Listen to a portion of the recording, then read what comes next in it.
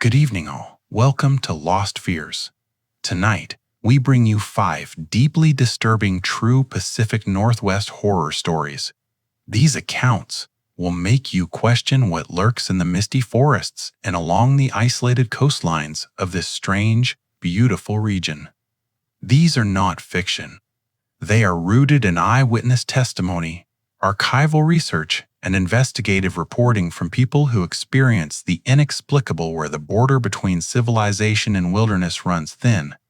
Each tale in this episode is compiled from first-hand accounts, historical records, and painstaking research that reveal the darker side of the evergreen world. The Pacific Northwest has always kept secrets, and some of those secrets defy reason. Perhaps some truths are meant to stay buried in the depths of the woods and the cold, fog-choked sea. If you enjoy horror grounded in reality stories that linger long after the video ends, subscribe to Lost Fears now and ring the bell so you don't miss our deep dives into the unexplained. After you watch, tell us your own Pacific Northwest encounters in the comments. Now, settle in, turn down the lights, and prepare as we uncover the darkness that lives in the shadows of the pines and along the fog-shrouded shore.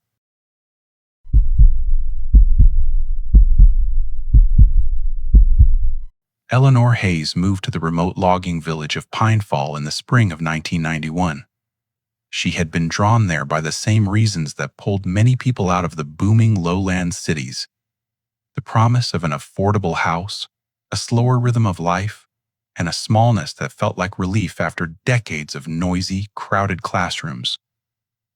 She was 62, newly retired from a long career teaching elementary school, and she wanted nothing more than a quiet place to finish her days where neighbors still remembered one another's names.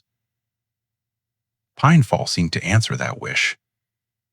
The town had fewer than 200 year-round residents.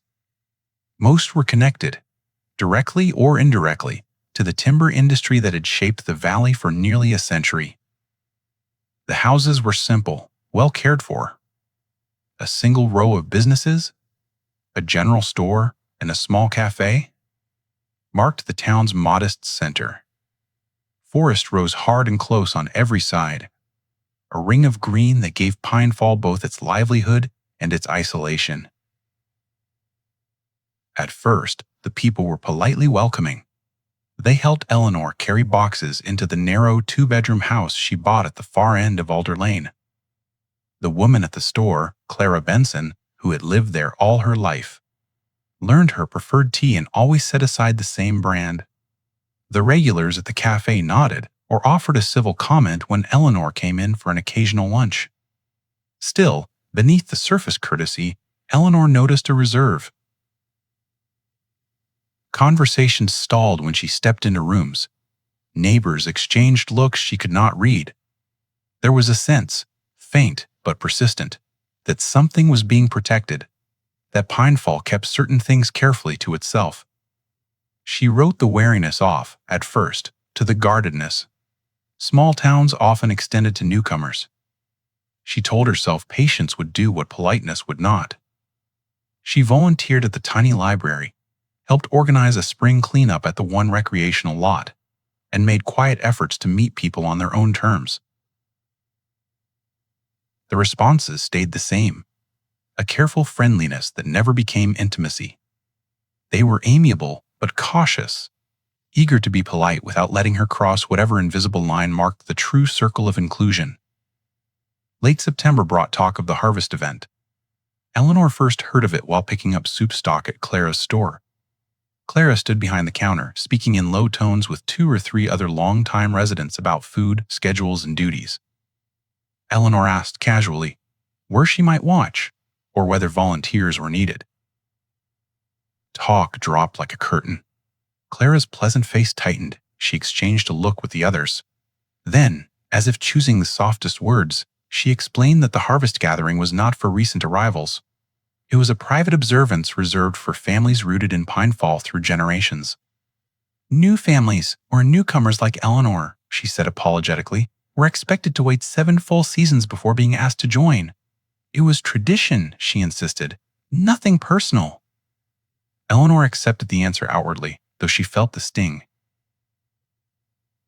7 seasons sounded arbitrary and stubborn, an eccentricity she would have expected in a place that prized its lineage. She thanked Clara and left, telling herself it was an odd custom and that, in time, it might change. But as October deepened, the town's demeanor shifted in ways she could no longer rationalize away.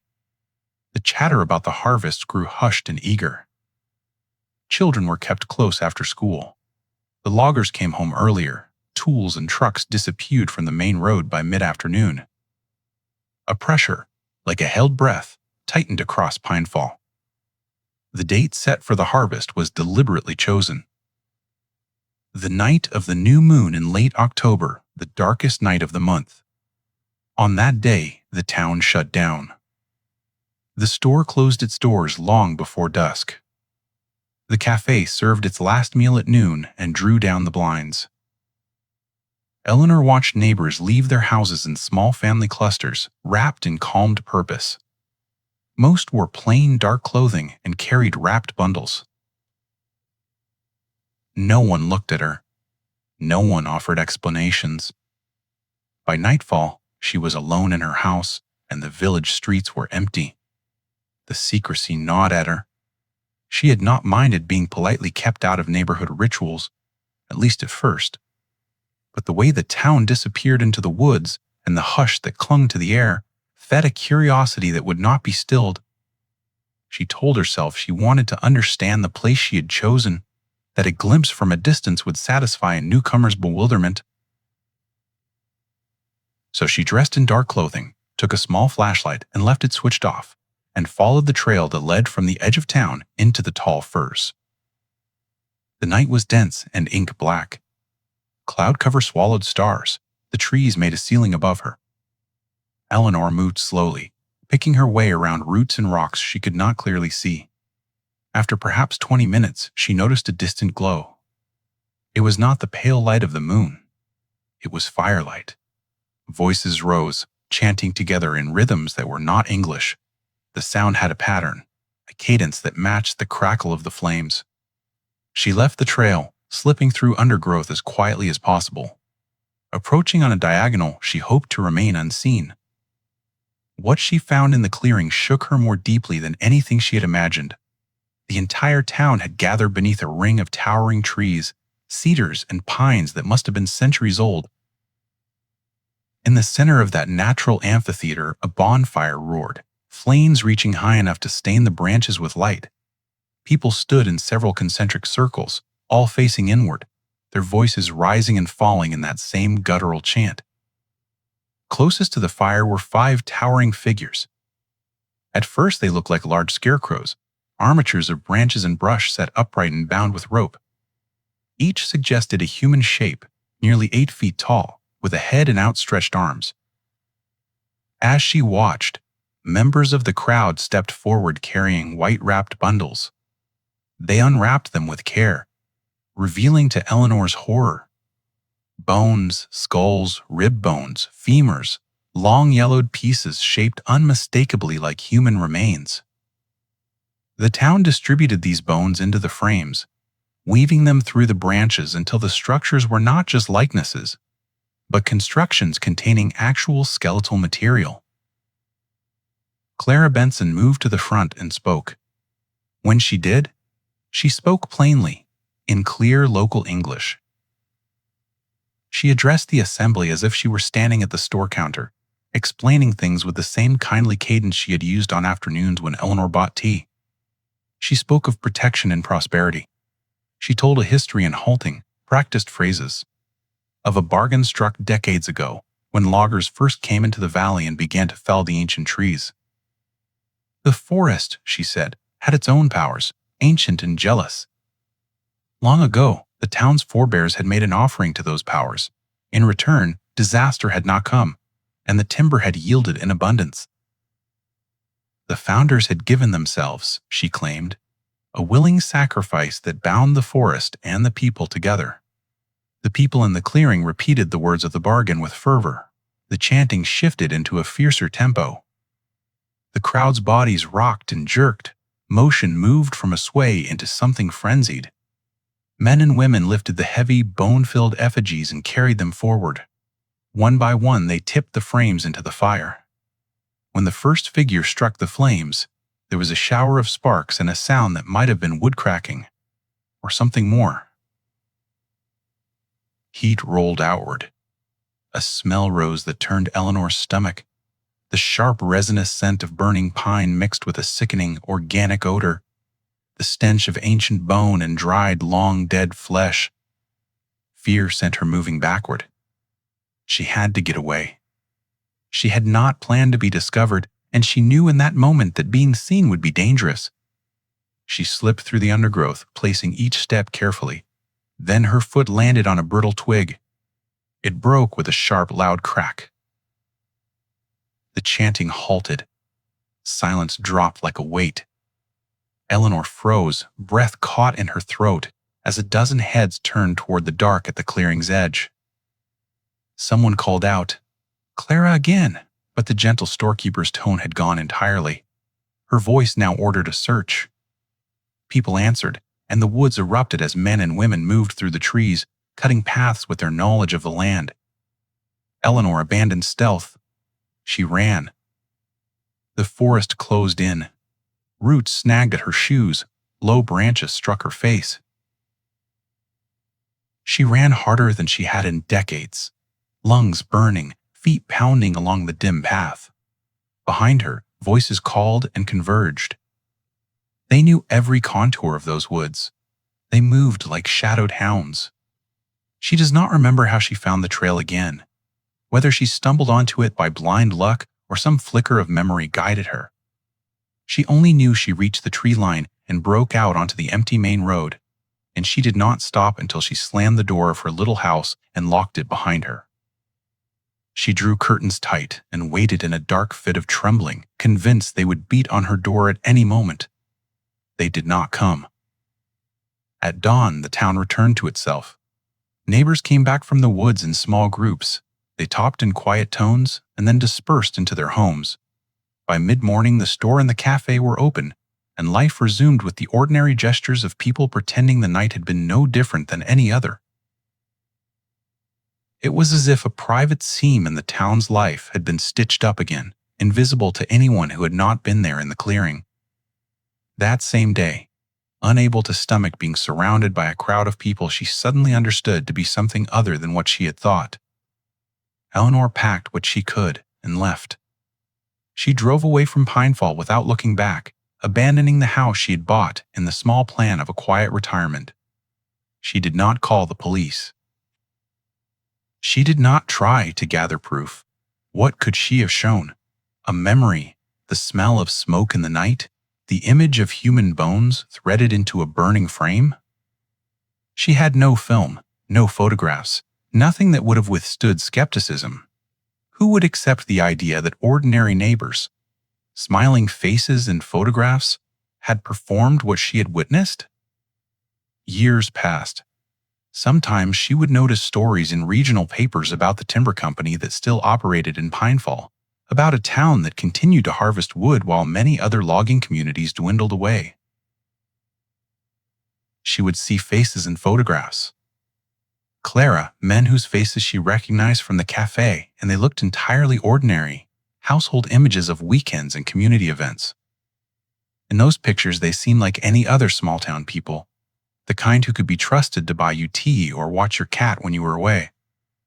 But Eleanor's private knowledge remained with her, what she had seen in the clearing, the bargain that had been described in casual, comforting tones, the effigies built around human remains. She held the memory like a cold thing in her chest, a knowledge that underlay her quiet life and made certain mornings sharper and nightier than they otherwise would have been.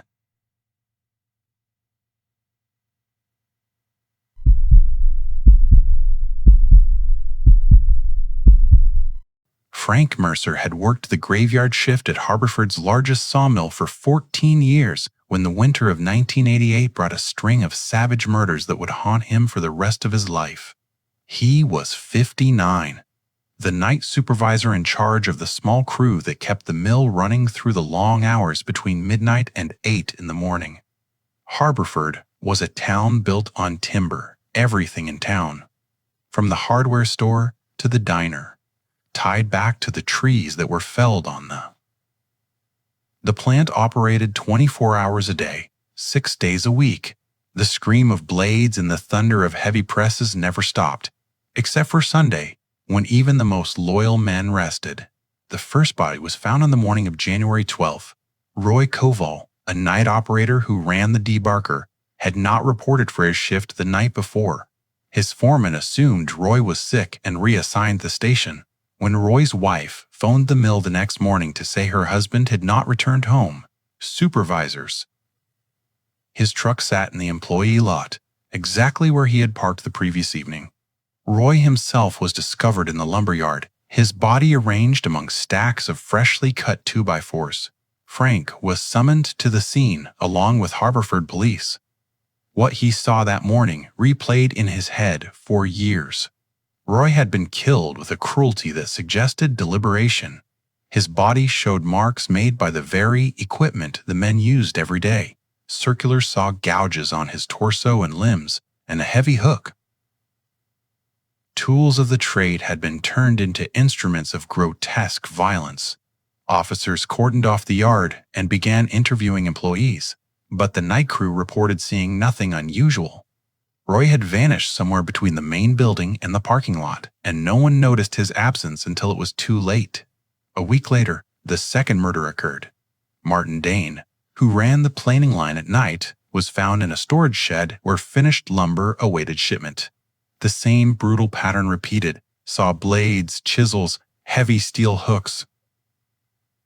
The city detectives from the State Division arrived to assist the small-town force. They found the two victims shared striking similarities.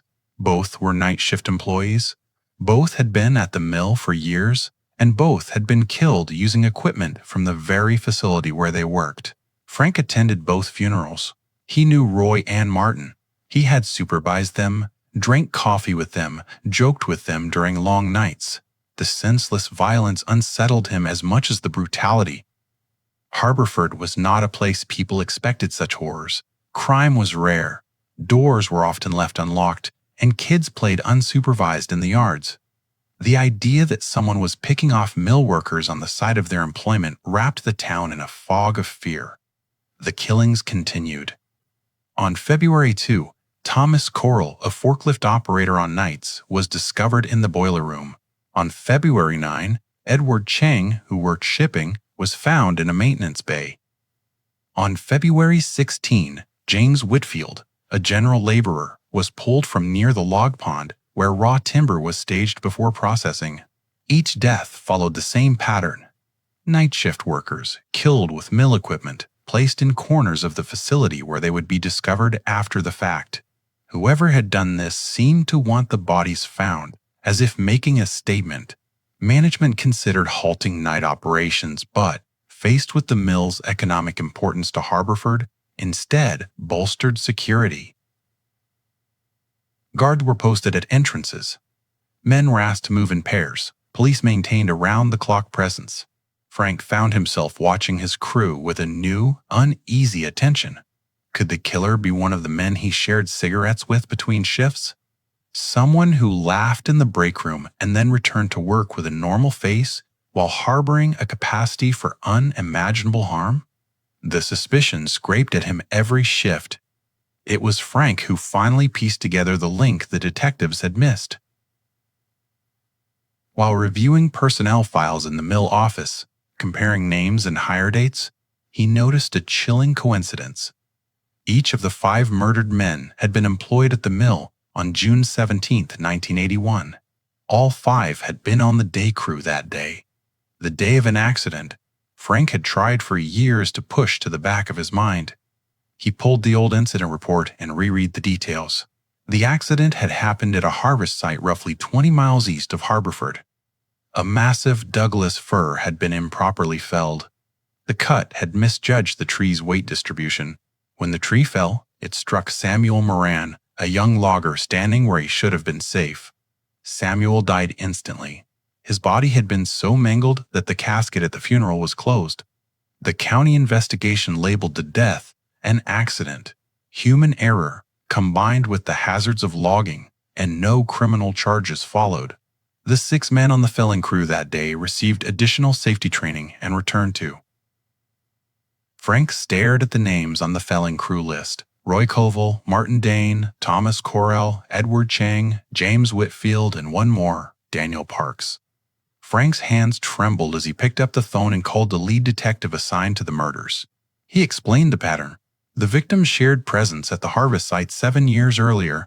The detective asked the obvious question: where was Daniel Parks now? Frank checked the current night roster. Daniel Parks was on duty that very night in the main cutting room. The detective told Frank to stay put. Frank could not stay. If Daniel Parks was where the police thought he was, then other men who did not suspect anything might be standing between a killer and his next victim. Frank walked through the humming plant toward the cutting room, the floor thudding with the rhythm of machines. He found Daniel alone by the largest circular saw, a disc capable of slicing logs 3 feet in diameter. Daniel stood staring at the blade, tears on his face, jaw set like. In his hand, he clutched a lumber hook, the kind that had been used on Roy Caldwell. Frank called his name above the machine noise and stepped closer. Daniel told Frank to remember Samuel Morin.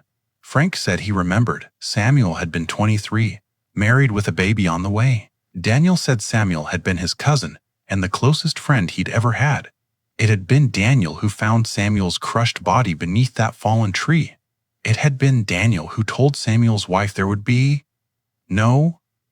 Daniel said the accident had not been an accident in his eyes. The felling crew had cut corners, he said. They had ignored safety because supervisors pushed them to meet quotas. They had known the tree was dangerous. They had known Samuel stood too near. Yet they had made the cut anyway. For 7 years, Daniel had watched those men keep working, keep laughing, keep living as if nothing had happened. He had decided to give them the justice the courts had not. Frank tried to reason with him. He argued that violence would not bring Samuel back. That revenge would destroy Daniel as surely as any punishment. But Daniel had already given himself away. He said he'd been planning for years and that only one name remained on his list, one man who still needed to pay for what had happened that hot June day. Daniel lifted the hook and stepped toward Frank. Then Frank remembered a critical detail and spoke it calmly, even as his pulse thudded. He told Daniel to check the records again. Frank had not been at the Harvest site that day in 1981. He had worked at the mill. He could point to time cards, to machine logs. He had not been one of the felling crew. Daniel's certainty wavered. The hesitation was brief, but it was enough. Outside, blue lights flashed and boots thundered on metal. Detectives and uniformed officers poured into the cutting room, weapons drawn, and ordered Daniel to drop the hook. He did. He let them handcuff him without struggle. As they led him away, he turned toward Frank, eyes hollow, and apologized for having nearly taken another life in his single-mindedness, for acting on a memory and not confirming a fact. He said he had been so focused on finishing what he had started that he had not verified the last name. Frank watched Daniel taken into custody and felt only a profound sadness. The accident 7 years earlier had ruined more than one life. It had given birth to further ruin. The final member of the felling crew, the name Frank never learned, fled Harborford the night Daniel was arrested. He disappeared into the broader world where men go when they run from consequences. The mill tightened safety protocols. Management held mandatory retraining sessions and emphasized workplace responsibility. But Frank knew that no amount of paperwork would remove the pressures that made corners tempting in a profit-driven industry. He worked 1 more year at the facility and then retired, unable to continue. He left Harborford with a keen understanding of how a single careless mistake, compounded by economic pressure and silence, can reverberate through lives for years, and how the desire for retribution can make monsters of ordinary men.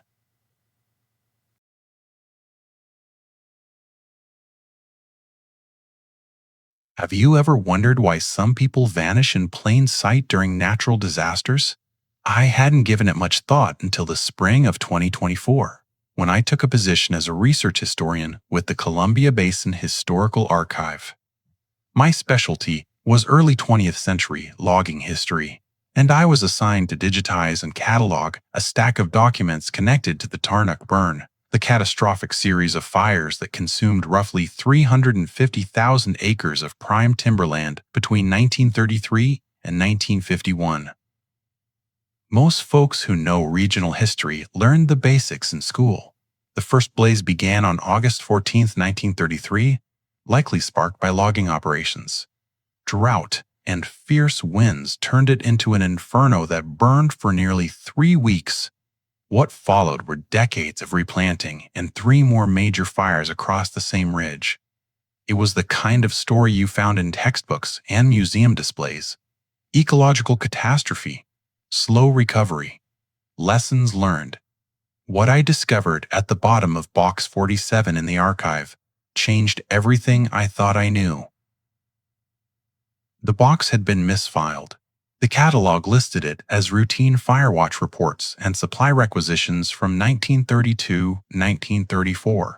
Most of the contents matched that label: tedious logs of weather and inventories of drip torches and canvas. But beneath those pages, tucked in a taped manila envelope and sealed with a blob of red wax, I found a letter that had never been opened. The envelope was addressed to the director of the State Forestry Commission. Someone had written, "Confidential, not for circulation," on the front in faded red ink. A later hand had added, "Archive upon recipient death, 2009. Cross-referencing personnel records told me the intended recipient had indeed been the forestry director who died in 2009 at age 23. The envelope had been placed in the archives as instructed, left untouched for 15 years until my gloved fingers broke the seal. The letter was dated September 3, 1933. It was written on letterhead from Lookout 9, a firewatch station perched on a ridge that overlooked what later became the heart of the burn zone. The handwriting was unsteady and urgent, nothing like the calm, neat script of official reports.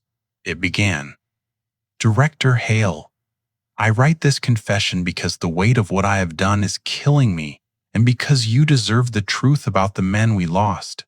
The official record, the writer said, would list 48 loggers and firefighters dead in the Tarnuk burn. "The truth," he wrote, "is that I chose who would live and who would die. I would make the same choice again." God forgive me.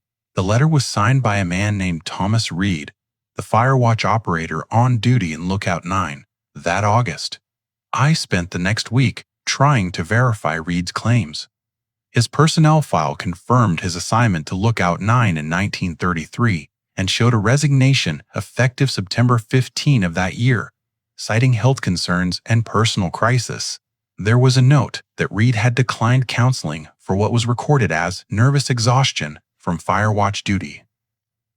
He moved to California soon after and died in 1967. That was all public record. What kept me awake were the particulars he described in the letter. According to Reed's account, on August 16, the third day of the conflagration, the smoke began to behave in ways that did not match the wind. He wrote of shapes forming in the column of flame and ash, of the smoke coalescing into something that looked disturbingly human, impossibly tall, and moving against the gusts. At first, he assumed heat and fatigue were tricking him. Then the shape turned toward his lookout. Reed said he felt, rather than heard, a communication, not words, but a presence that filled his head with a clear understanding. The entity, Reed called it the Burn Man, climbed the ridge as if the flames were a road, and when it reached Lookout 9, it offered him a bargain. It would bend the fire away from 2 logging camps, saving roughly 130 men. The third camp, however, would be wholly consumed. Reed had 20 minutes to decide before the wind would make the choice irrelevant. He described his decision in agonizing detail. Camp housed 73 men, mostly family men from the nearby town of Tarnuk. Camp B sheltered 49 younger hands and many transient workers. Camp C counted 48 men, a mixed crew. Reed chose to save Camps A and B, condemning Camp C. He wrote the selection down on a scrap of paper. The burn man nodded and then sank back into the flames. Within an hour, the wind shifted in a way meteorologists later called inexplicable. The fire veered away from Camps A and B and drove straight into Camp C. All 48 men perished. Official investigators explained it as a tragic confluence of topography and sudden wind change. Reed's letter did not end there. He described how, in the weeks and years after the fire, he would see the burn man and smoke from smaller blazes, watching him from the fog of embers. The trade, he wrote, was not a one-off. The burn man had marked him. Through him, it had marked Lookout 9 and the surrounding ridge. Reed begged Director Hale to demolish the tower, to declare the ridge off-limits, to do anything to prevent another watchman from being forced into the same choice. The letter read like the confession of a man unraveling under guilt, but there were details I could corroborate. I checked records for the later fires, 1939, 1945, 1951. In each event, curious wind shifts were logged that saved some valleys while devastating others. In survivors' statements, I found reports of shapes seen in smoke, of voices in the ash, of an unnerving sense of being observed. Lookout 9 was used again in 1939, but the operator's file recorded a complete nervous breakdown and a refusal to discuss his experience. The tower was dismantled in 1952, though the ridge remained reachable by trails. Patterns emerged that resisted easy explanation. The death tolls and the behavior of the fires felt, to my historian's eye, almost deliberate. I could not let it go. In late June, I drove to the Tarnuk State Forest on a long weekend and hiked to the coordinates where Lookout 9 once stood. Replanting had done its work. Younger Douglas fir and hemlock had filled the valley. The concrete footings for the tower remained, and around them the ground was bare.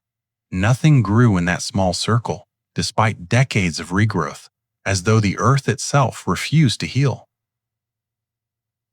I brought a photocopy of Reed's confession, thinking reading it at the site might help me settle the matter in my head.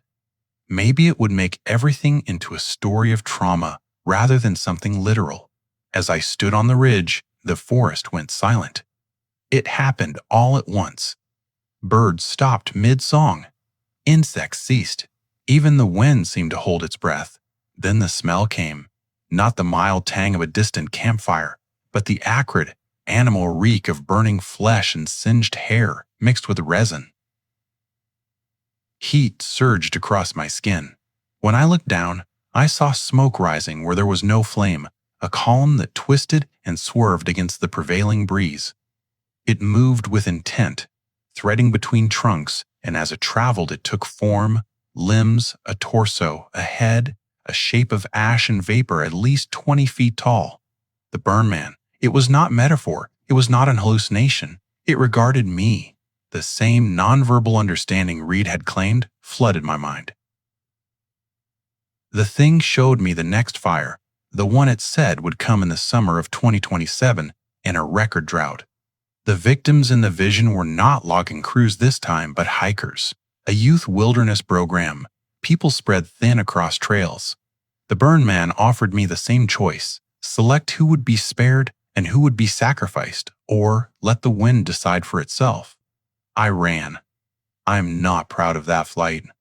I tumbled down the trail in blind panic until I reached my car, and I drove straight back to the city. The next day, I resigned from the archive, citing personal reasons. But before I left, I made copies of Reed's letter and sent them to anyone I thought might listen. Regional foresters, federal fire management officials, a few academics, and fire ecology. Most responses were polite and skeptical. One ranger wrote back that Tarnuk did exhibit unusual fire behavior and that certain ridgelines burned hotter and with more erratic winds than models predicted. attributing the oddities to soil and slope. That explanation felt thin. Now it was July 2025, and the Pacific Northwest was baking under extraordinary heat and drought. Fire danger was extreme across Oregon and Washington. 3 days earlier, an anonymous envelope arrived at my door. Inside was a firewatch assignment for the Tarnuk district. My name was on it. I had not applied. I was not qualified.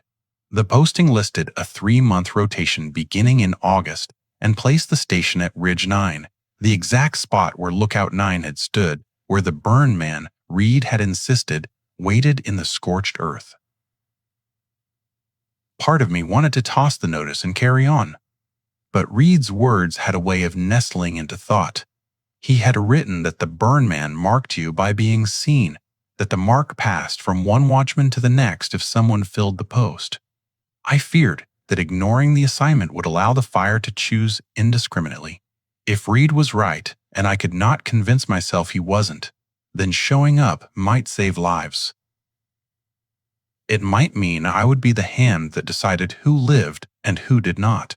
It might mean I would become what Reed had become, a survivor who bore the weight of choosing. So I began to prepare. I mapped trails, listed summer programs and group permits, identified likely camping areas. I traced how hikers moved through the ridges. Every night now, even in my Portland apartment, I smell smoke, phantom smoke that wakes me and lingers until I place my palm on the windowsill and force myself to breathe. I think about the moment I stood on that ridge and felt a presence fill my head. I think about Reed's final line. I would make the same choice again. The assignment starts in 3 weeks. I am learning the names of people who will be in the forest this summer. I am learning the routes they take, and I know, with a clarity that makes my stomach twist, that the trade Reed described is waiting to be fulfilled. All that remains is for someone to answer the bell. All that remains is for me to decide whether to become the hand that saves some by damning others, or to refuse and let the fire choose.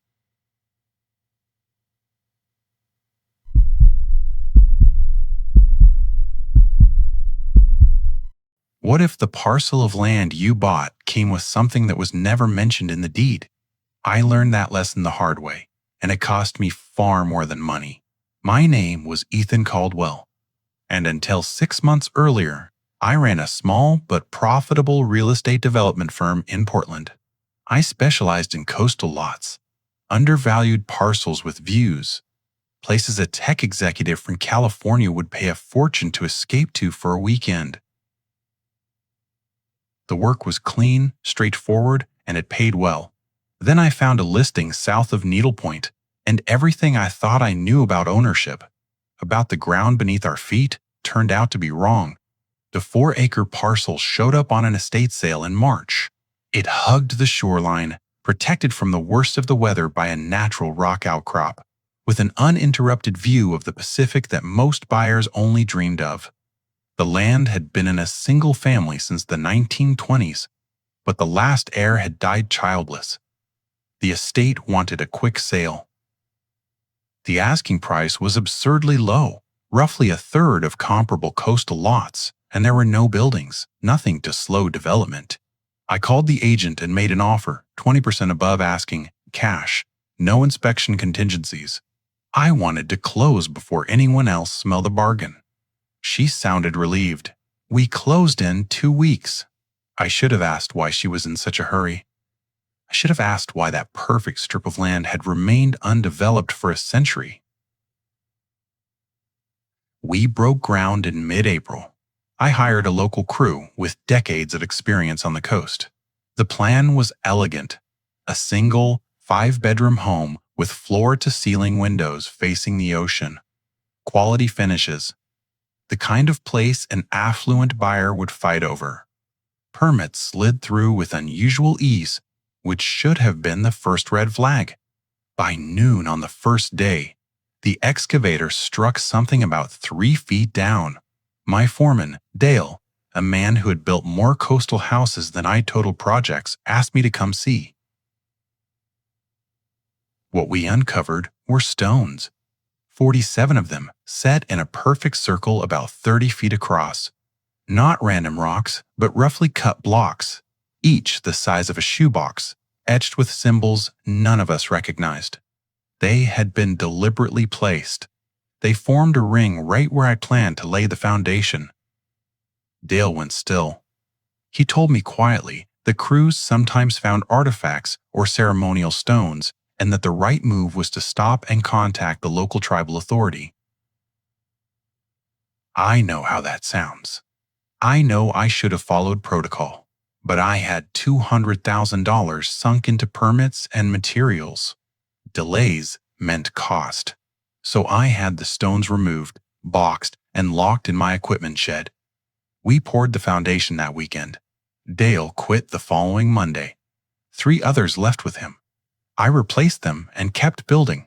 The problems began, small, then escalated. In May, the new excavator's hydraulics failed for no reason. A generator, recently serviced, caught fire. Nail guns misfired. Saws jammed on straight cuts. We went through more replacement tools in a month than I usually used in a year. Then the injuries started. A foreman cut that should have healed turned septic. A carpenter suffered a splinter that became infected and cost him 2 fingers. In June, a framing carpenter fell from the 2nd story. His harness, properly anchored, unclipped itself. He survived, badly broken. OSHA investigated, found no negligence, called it a freak accident. But after a run like that, no one in my industry used the word freak lightly. A few weeks later, a woman representing the Confederated Chillam tribes came to the site. Her name was Asha, and she spoke plainly. She said the land was a threshold site, a place where the material world and the spirit world overlapped, and that the circle of stones I had disturbed were boundary markers. They had been placed, she told me, to keep whatever lay beneath the tide from crossing over. She offered to buy the property back from me, double what I'd paid, no questions asked, and to restore the site. I should have taken the offer. I did not. I was practical. I was a businessman. I told myself I did not believe in spirits, and that legal counsel would handle any claims of cultural value. I told Asha my lawyers would be in touch if she continued to interfere. That night, I had the first dream. In the dream, I stood on my property and watched the ocean. The water was wrong, not blue or gray, but absolute black, viscous and moving with a kind of wrong geometry. Shapes slid up from the surf. They were not fish. They were wrong to look at. Limbs bent the wrong way, bodies stretched into dimensions that made my eyes ache. In the dream, I understood, with a clarity that was not mine, that those things had always been there beyond perception, just past the edge where our world thinned. The stones had been a lock. I had opened it. I woke with a nosebleed, sheets soaked in sweat, a metallic, briny smell in my sinuses. I kept building. July brought tides that no one could explain. Water pushed onto my lot 200 feet beyond the established high tide line. It happened during neap tides, when the ocean should have been low. My new foundation showed hairline cracks. Salt seeped into concrete rated for marine environments. Things began washing up on the beach directly in front of the property. Deep water fish crushed by pressure, squid not meant for sunlight, and once, horrifyingly, a pale shape with too many joints in its limbs. State marine biologists took samples and left perplexed. The die-offs and the concentration of strange specimens at that one stretch of shore made no scientific sense. The replacement crew walked away in early August. They said they heard voices at night calling their names from the breakers. One man swore he'd seen handprints press up through wet concrete, as if someone had been trying to claw their way out from beneath. Another said lengths of lumber had rearranged themselves overnight. Framing boards shifted into patterns matching the symbols on the stones. I accused them of shirking. I threatened lawsuits. They left anyway. Asha returned in mid-August with 2 elders. This time, she did not offer money. she warned. The tide, she said, was reaching in farther every day. The stones, boundary markers kept for generations, had been disturbed. At the autumn equinox, something would try to cross that breach, and whatever came through could not be sent back. She told me stories. An attempt in the 1950s, a developer found on the sand with every bone pulverized, though no wound marred his skin.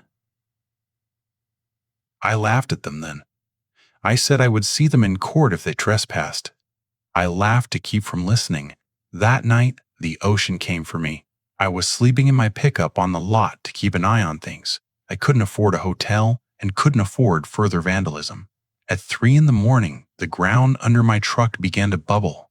Black water rose from below, though the tide was out and the water table sat scores of feet down. It pooled around the tires with a smell like old kelp and something animal. In that liquid, things first pulled themselves onto the shore. They moved wrong. They existed in planes my eyes could not comfortably follow. As they climbed the sand, they looked at me. They knew. They knew I had disturbed the ring. They were thankful. I ran. I left the truck, the tools, the half-built house. I ran until I found Highway 101 and flagged down a car. I spent 3 days in the hospital for exposure and shock. When I was discharged, I called Asha. I offered her the deed. Not as a sale, but as a gift. Sign whatever papers you need, I told her. Take it and do what you must. She came to the hospital with the documents ready. Within a week, the land had been transferred to the tribal authorities. They had people standing by, as it turned out, ritual specialists, traditional stewards, waiting the moment they got the title to perform restoration and resealing ceremonies. They had expected this possibility. They had plans that I had not seen. 2 months later, I returned once to see what had been done. The half-built house was gone, every trace lifted as clean as if a storm had never hit. The stones were back in a ring, and new blocks had been added. The concrete footings I had poured were removed. The tiny circle of earth at the former tower remained bare, but the tide at high water stopped cleanly where it should. The shoreline looked whole. Asha walked up to the property line and met me there. She did not glare. She looked tired. "We sealed it," she said, "for now. But it's weaker than it once was. Every time someone breaks the markers and leaves, the work to repair it grows harder. There aren't many who remember how. I sold the development company soon after. I could not keep treating landscape as mere investment, not after what I'd done. I took work on crews, basic labor, honest hours. When colleagues start chasing coastal deals that sound too good to be true, I tell them the story. Most don't listen. They laugh or call me superstitious. A few step away. Some nights I sleep easier knowing that at least one threshold site has been sealed again. Some nights, though, I dream of black water and limbs that make your brain fold over, and I smell the salt and iron tang of rot in my sheets. The elders told me a truth. I could not have learned any other way. Ownership is an illusion. We occupy land for a spell. We do not own the deep places that do the real work of holding things apart.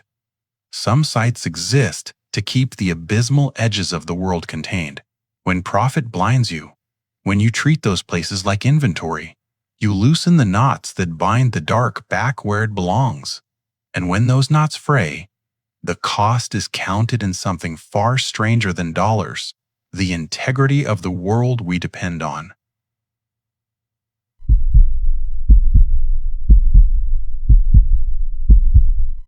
How would you react if you learned your town's entire history was a carefully constructed lie? I'm a 5th-generation resident of Port Fathom, born and raised in what we all call the oldest settlement west of the mountains. I truly believed I knew everything about this place. My ancestors arrived in the 1880s running the same general supply on Harbor Avenue for more than 100 years. I was raised on the legends, the tales of the rugged old times, The fishing booms and the notorious crimping tunnels under the city where men were supposedly drugged and forced onto ships heading out to sea. It's a dark past, no doubt, but it's the kind of gritty, romanticized darkness that visitors adore. The kind of thing that fuels the haunted walking tours and fills the local gift shops with books. But what I found 3 months ago, buried beneath my own family's building, it proved that the tunnels were just a story, a convenient cover for something so much worse. It all began with a basic repair job. The building housing our supply shop was erected in 1901, and its foundation was finally giving in. Cracks water damaged just decades of seaside storms doing their work. I brought in a structural engineer to survey the problem. He's the one who found it. He discovered the basement was actually larger than any of the blueprints showed. There was an entire section walled off, sealed with brick sometime in the early 1900s.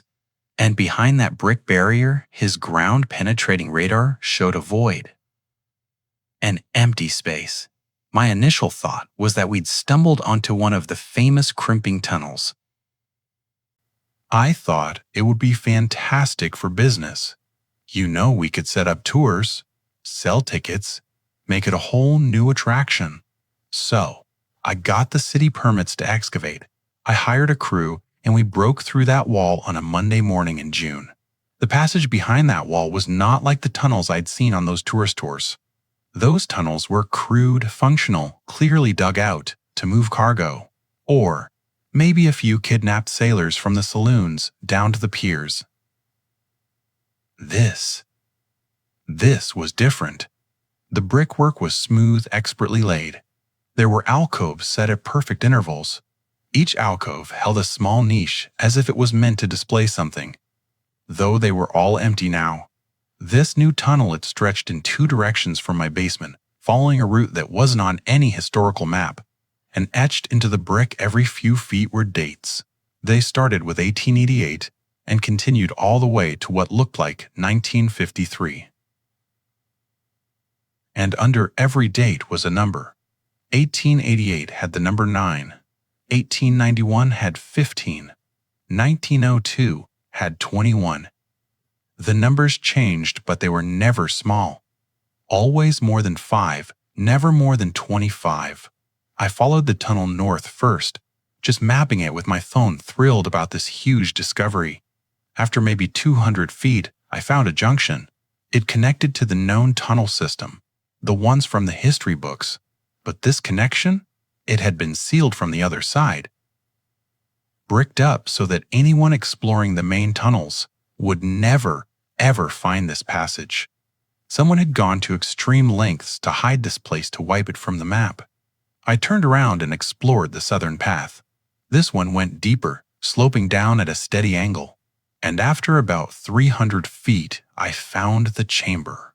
It was a large, circular room, maybe 40 feet across, with a high, vaulted ceiling. It was clearly built for gatherings.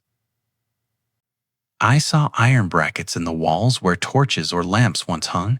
The floor was worn down in a circular pattern from endless foot traffic around the edge.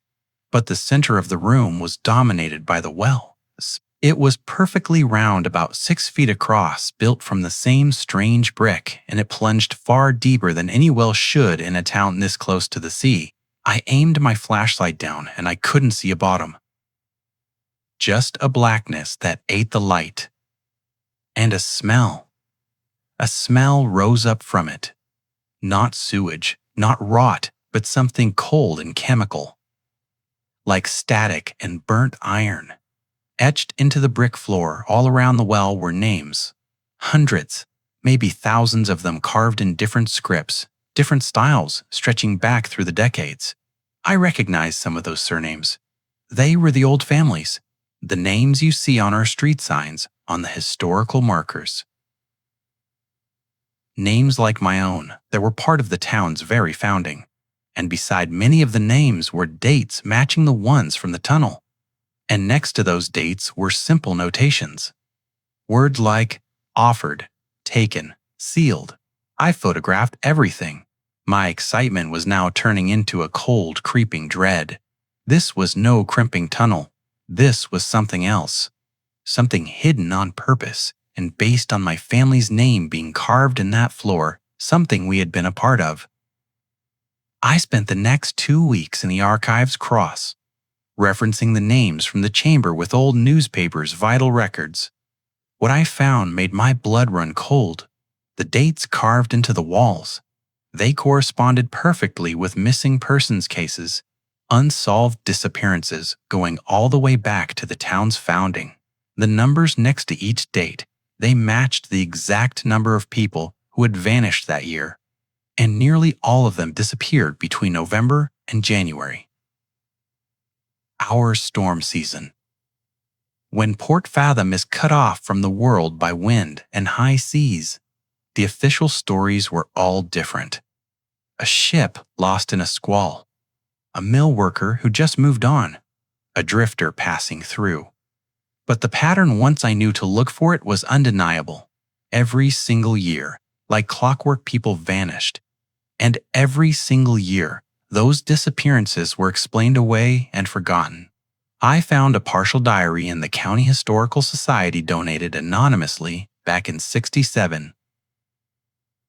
It was written by a man named Silas Croft, who called himself a founding member of the Port Fathom Merchants Guild. That was the original business group formed to promote trade. Croft's journal from 1890 described meetings held in what he called the lower chamber. And they discussed something he only ever referred to as the arrangement. According to Croft, the arrangement was struck in 1888, right after a terrible winter that nearly wiped the new settlement off the map. Storms had shattered the fishing fleet, floods ruined the warehouses, and sickness had killed dozens. The town was about to fail. The founders were desperate. Croft wrote that they found something while digging the foundations for the new harbor district, something that was there before the settlement, maybe before any humans had been there. He described it as a presence that does not abide by our rules of nature or time. And he said this presence offered the desperate founders a bargain. The exact terms were never written down, but Croft's careful language made it clear enough. In exchange for prosperity, for protection from the storms that leveled other coastal towns, for a success that would make Port Fathom thrive while others failed, the founding families agreed to provide regular offerings. Not goods, not money, people. Transients. Drifters, sailors with no families. Anyone who wouldn't be missed. Anyone whose vanishing could be easily excused. These offerings were taken to the lower chamber and given to the well. Sent down to whatever or whoever was at the bottom. And in return, Port Fathom flourished. The fishing industry boomed. The canneries multiplied. The town survived gales that destroyed neighboring communities. And every year, the arrangement was honored by the Merchants Guild, which over time became what we now call the Main Street Business Alliance, an alliance of which my own father was the current president.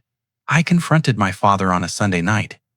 I showed him the pictures, the research. I demanded to know if he knew.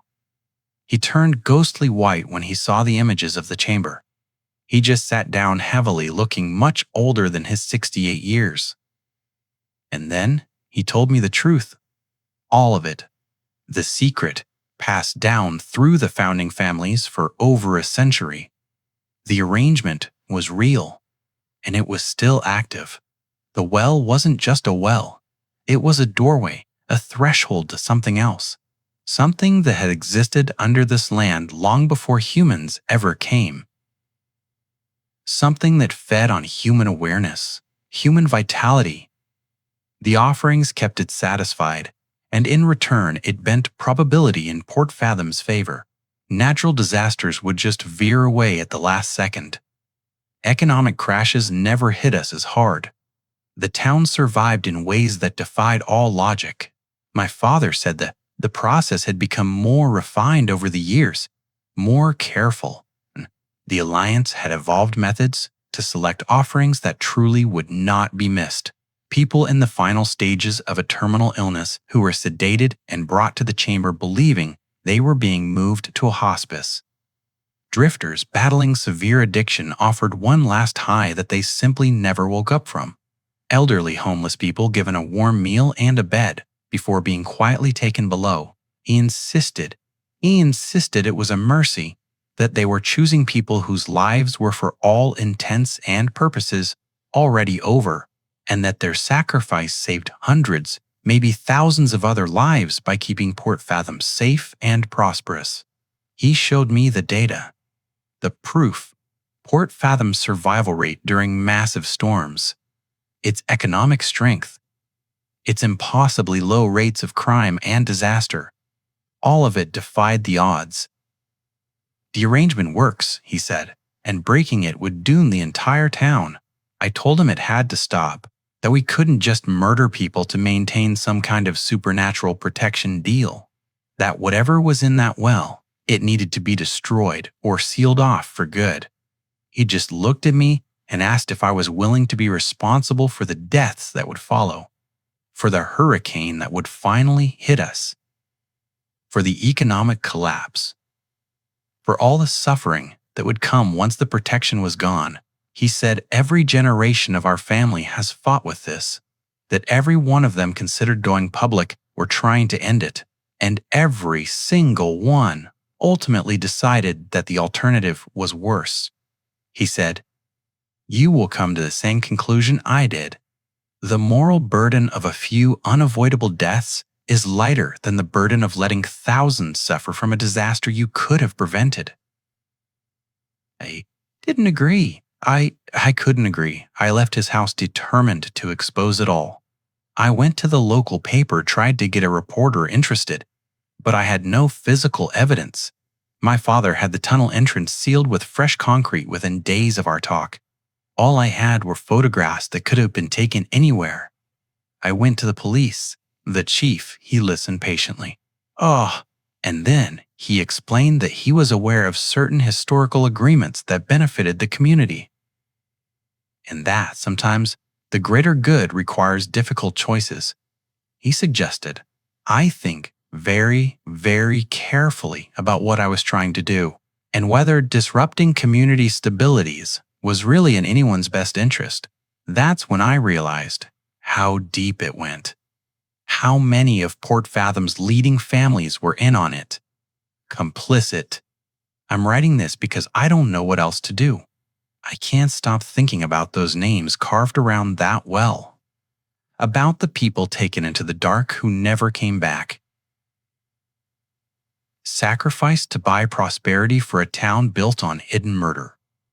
And I'm terrified because I've started to have dreams about the chamber.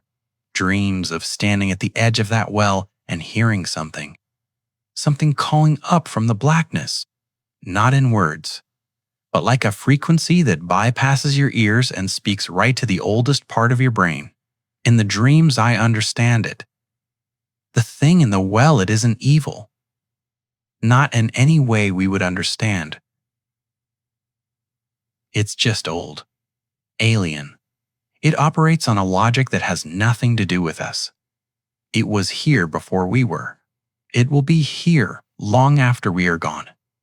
And the arrangement. It's just the terms of our coexistence, the rent we pay for living in its space. Last week I got a letter. It was from the Main Street Business Alliance, inviting me to join as my family's representative now that my father is stepping down. The letter was formal, polite. And inside the envelope was a key to a private entrance to the tunnel system. They're pulling me in, making me part of it, ensuring my silence by making me participate. And the most terrible part is that I'm actually considering it, not because I think it's right, but because I've looked at the alternative. I've researched what happened to other coastal towns, the ones without this protection. Towns like Ocean Bend or Cape Sorrow, dozens of little settlements that were either devastated or just abandoned. And I've looked at Port Fathom's history, at our consistent prosperity, the miraculous near misses, the way this town has weathered everything for over 130 years. The arrangement has claimed somewhere between 800 and 1,000 lives since 1888. It's about 7 people a year, taken from the edges of society, people who were already abandoned. And in exchange, Port Fathom has thrived. It supports a population of 10,000 people across generations. It's created lives and families and futures that would never have existed if this town had failed like all the others. The utilitarian math. It's impossible to ignore, even if it makes me sick. 7 lives to save thousands, year after year. If I had to make that choice from the beginning, I'd say no. But I'm not. I'm not sure that I can. The initiation meeting is next month, November 15th, on the new moon. I've been told that all new members must witness an offering. They must understand exactly what they are joining. They must make their choice with full and complete knowledge of what the arrangement demands. And I just don't know what I'm going to do. Part of me wants to just run. Leave Port Fathom and never look back. Try to forget everything I've learned. But this is my home. This is my town. And walking away, it means abandoning all of them to whatever happens if the arrangement is broken. So I will probably go to that meeting. I will probably witness what happens at the well. And I will probably take my place among the families who have kept this terrible secret for generations. The families who have all made the same impossible choice. The choice between individual morality and collective survival. Because sometimes the real truth of a place isn't in its history books or its tourist traps. Sometimes it's buried in a hidden tunnel beneath the streets. It's carved in names around a dark well that sinks into a blackness older than our entire civilization.